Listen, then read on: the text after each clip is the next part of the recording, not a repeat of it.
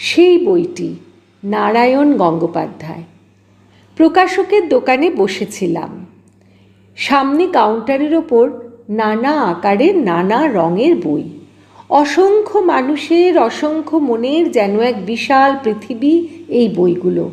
কত চিন্তা, কত গবেষণা, জ্ঞান বিজ্ঞানের কত খবর, সুখ দুঃখ, কান্না হাসি, গল্প কবিতা, রোমান্স অ্যাডভেঞ্চারের স্বপ্নপুরী। অন্যমনস্কভাবে বইগুলো নাড়াচাড়া করছি। হঠাৎ একখানা বইয়ের ওপর এসে চোখ আটকে গেল আমার। মলাটে সেই পুরনো ছবি, সেই গাঢ় সবুজ বড় বড় হরফের লেখা গহন বনের গল্প, লেখক প্রিয়দর্শন মিত্র। আকাশে যেমন উল্কা ঝরে, তেমনিভাবে কতকগুলো বছর ঝরে গেছে। কত অদল বদল হয়েছে পৃথিবীর। আমরা যারা ছোট ছিলাম তারা বড় হয়ে গেছি, যারা বড় ছিলেন বুড়িয়ে গেছেন তারা। ছেলেদের জন্য হাজার হাজার রংচঙে বইয়ে ছেয়ে গেছে বাজার।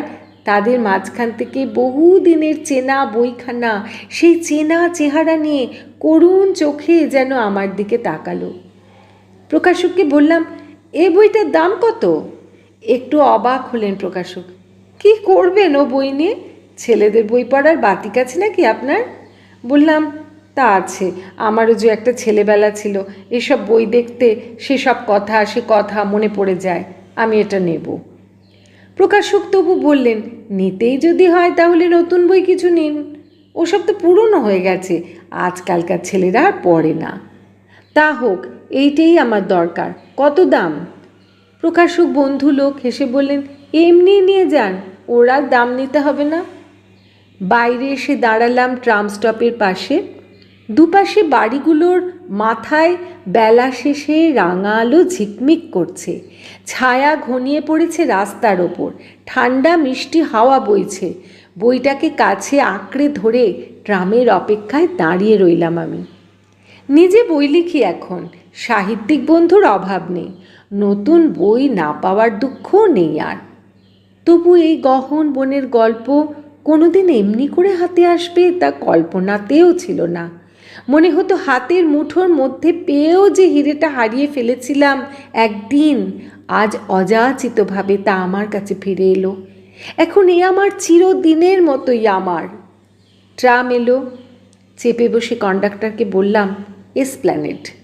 ট্রাম চলল। মনের মধ্যে ছেলেবেলার দিনগুলো ঘুরে বেড়াচ্ছে।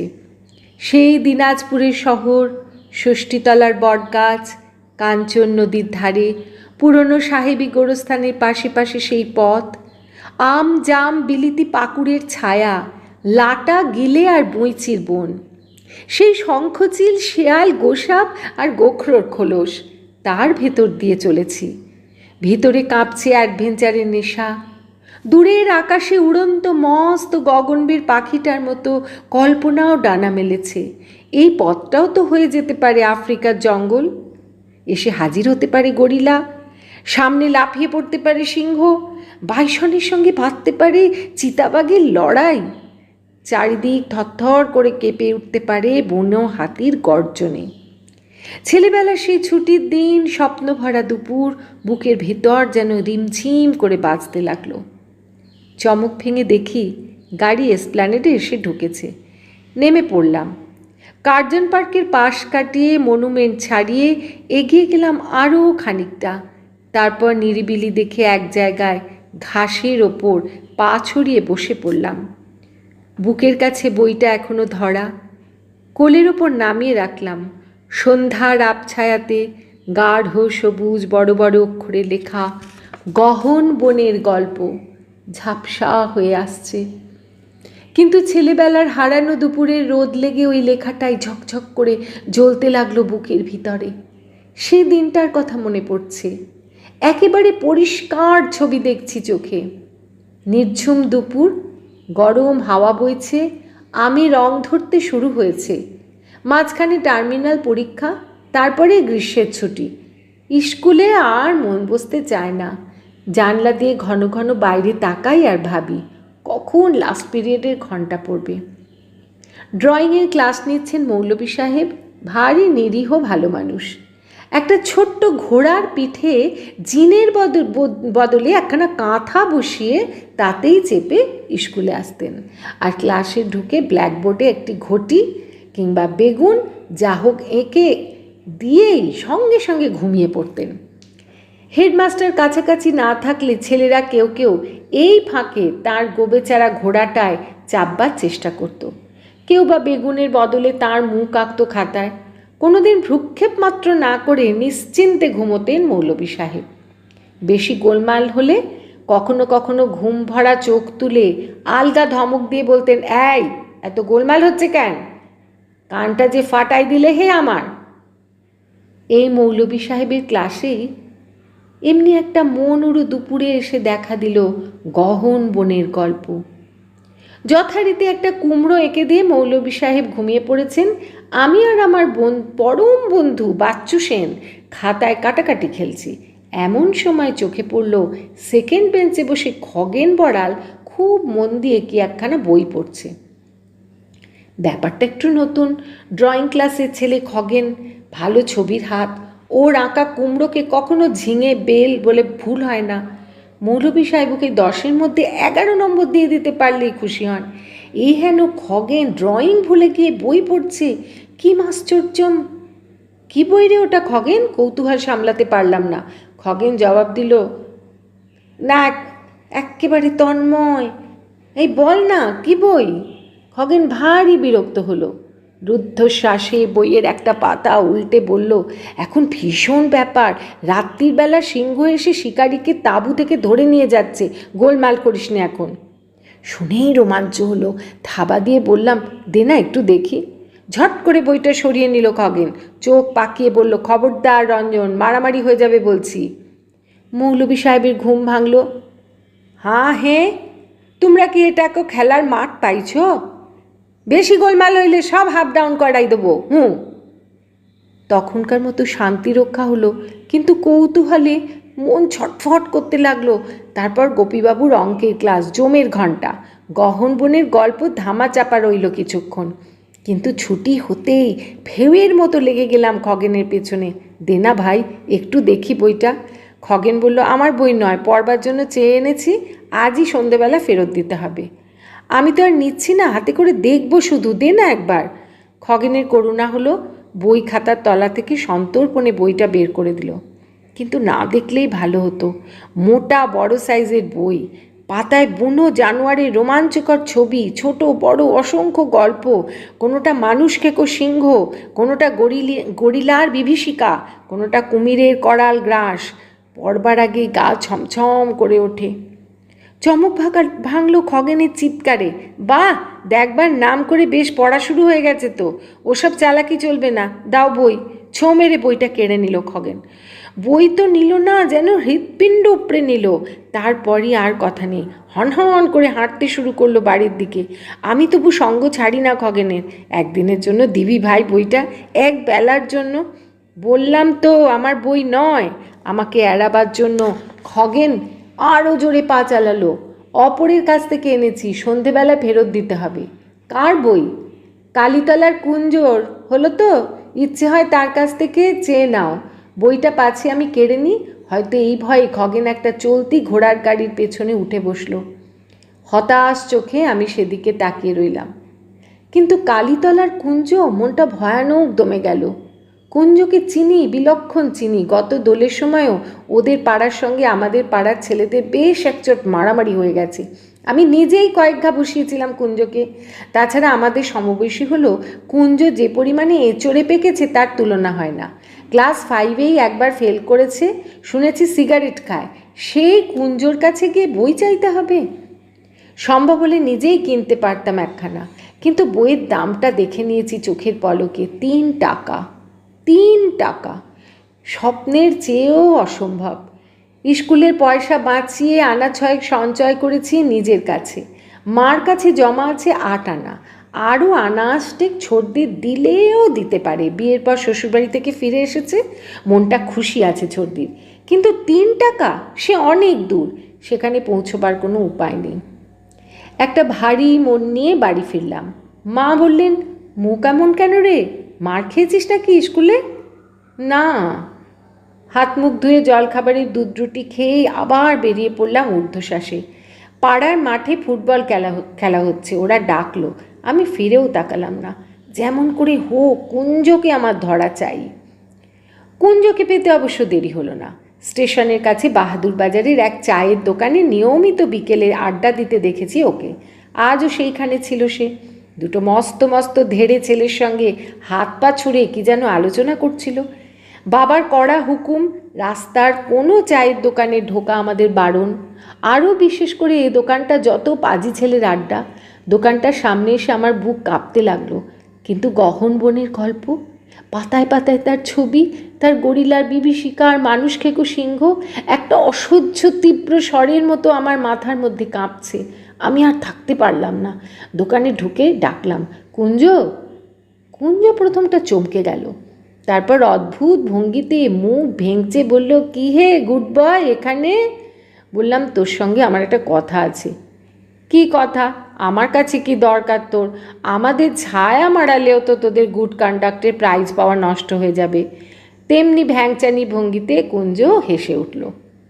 তোর বইটা একবার পড়তে দিবি আমাকে? অপমানে কান জ্বালা করছিল, তবু না বলে থাকতেই পারলাম না।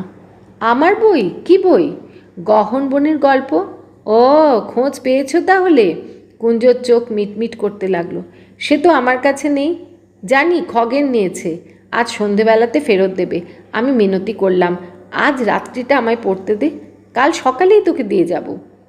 কুঞ্জ কিছুক্ষণ তাকিয়ে রইল আমার দিকে, তারপর নাক কুঁচকে বলল, কেন দেব তোকে? ভাই কুঞ্জ। কুঞ্জ আবার ভেঙচি কেটে বলল, অত ভাই ভাই করতে হবে না। মারামারির সময় মনে থাকে না, আমাদের খারাপ ছেলে বলবার সময় মনে থাকে না। এর পরের চায়ের দোকান থেকে সোজা বেরিয়ে আসা উচিত ছিল। কিন্তু পারলাম না। আমার ভেতরে তখনও জ্বরের মতো নেশাটা কাঁপছে। নিশি টাকের মতো হাতছানি দিয়ে ডাকছে আমাকে। বললাম, যা হয়ে গেছে হয়ে গেছে, আজ থেকে আমরা বন্ধু। বন্ধু? কুঞ্জর চোখ আবার মিটমিট করতে লাগলো। তাহলে প্রমাণ দেখা। কি প্রমাণ দেব? চা খাওয়া, চপ খাওয়া। চা চপ? চোখের সামনে অন্ধকার দেখলাম।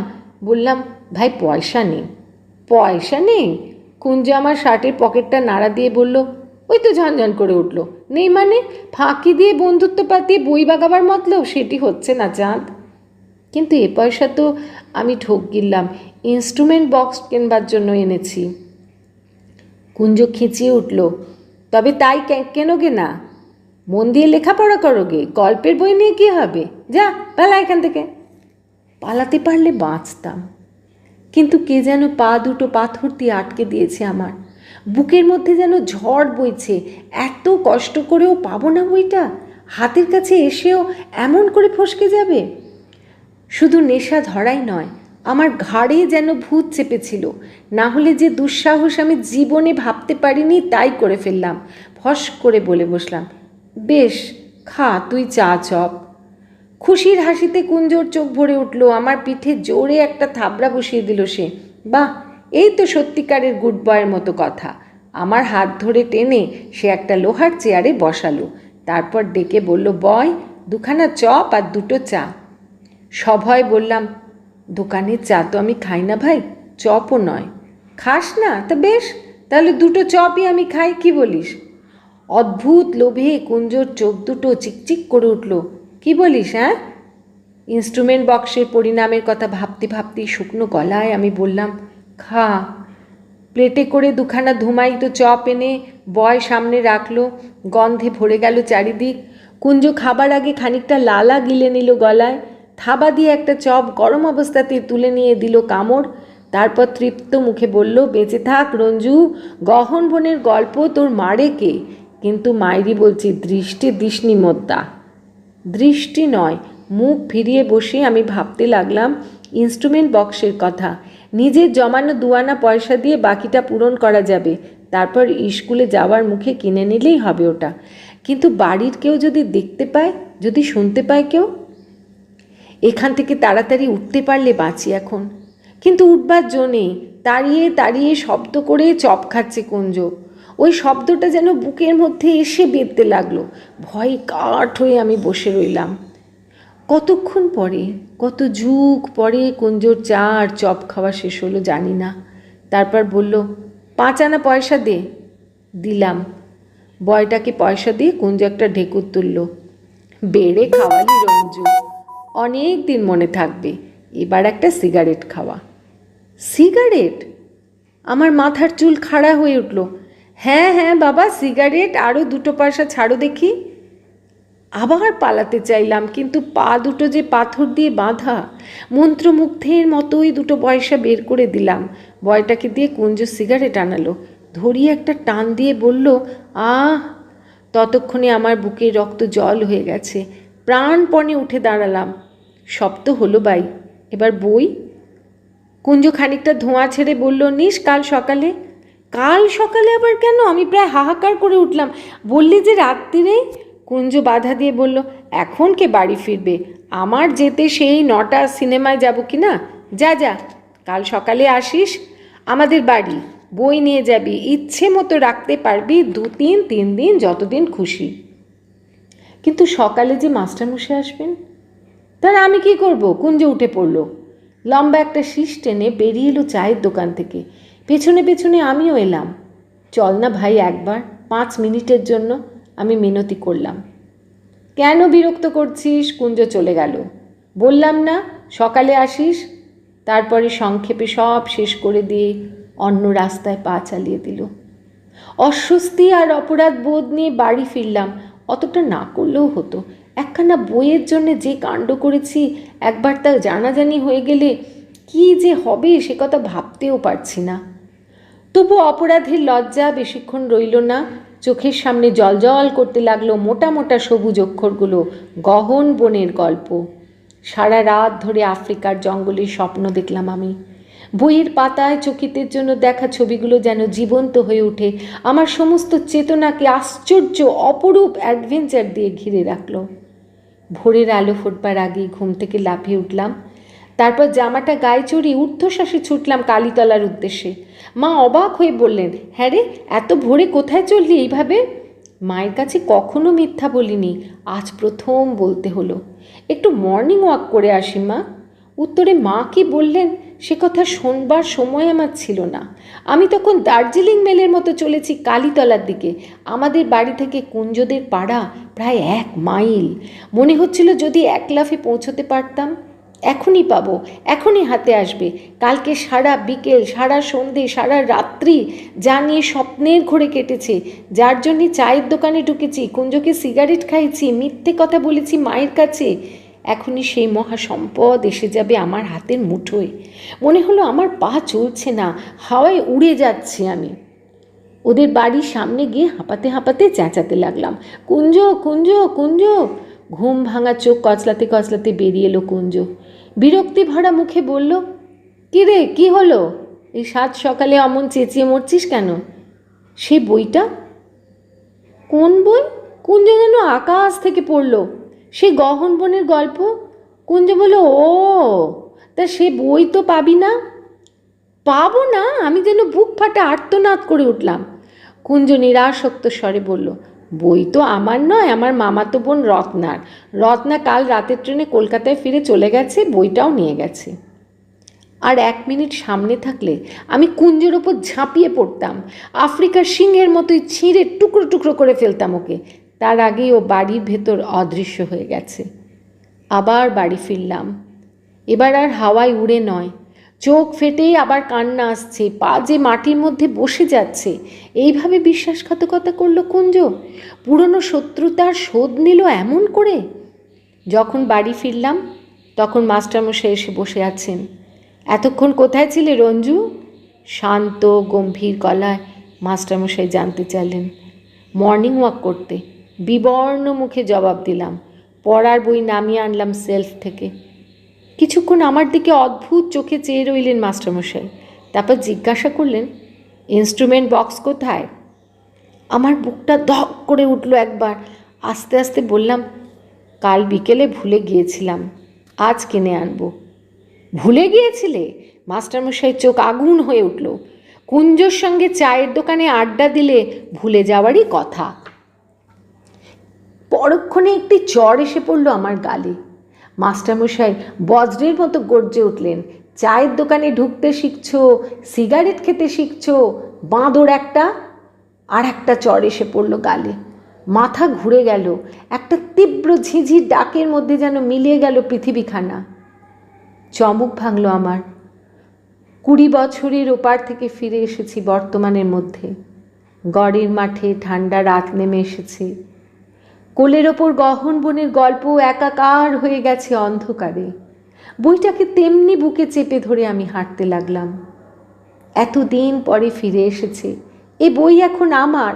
যতবার খুশি পড়তে পারি, ইচ্ছে করলে মুখস্থ করতে পারি, পাড়ার সকলকে ডেকে ডেকে পড়ে শোনাতে পারি। কিন্তু কিছুই করব না। আমার লাইব্রেরির 5000 বইয়ের ভেতর, দেশি বিলিতি অজস্র বইয়ের মাঝখানে ওকে আমি লুকিয়ে রাখব। আমি এ বই পড়ব না। যদি আজ আর ভালো না লাগে, 20 বছর আগেকার মনটা এর মধ্যে যদি বদলে গিয়ে থাকে, তাহলে